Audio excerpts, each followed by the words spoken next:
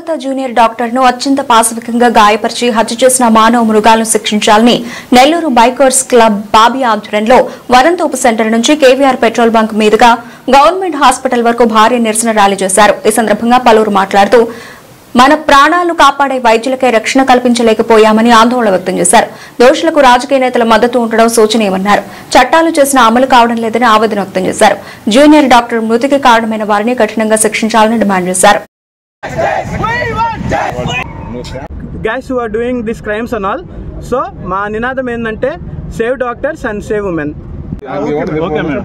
మేము AIDS all India democratic students organisation ఈరోజు entire state even wide all India wide కూడా మేము ఈ మూవ్మెంట్ చేస్తున్నాము. ఎందుకంటే ఈరోజు ఇదేదో కొత్త మూమెంట్, కొత్త ఇన్సిడెంట్ కాదు. అంతకుముందు మనం చూసాం, నిర్భయ చూసాము, హత్రాస్ చూసాము, ఇలాంటి ఇన్సిడెంట్స్ ఎన్నో చూస్తున్నాం.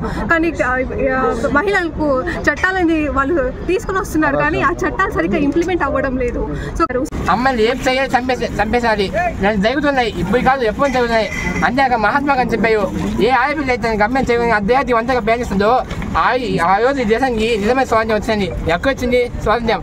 ఇప్పటికీ స్వాతంత్రం తెచ్చుకొని 78 సంవత్సరాలు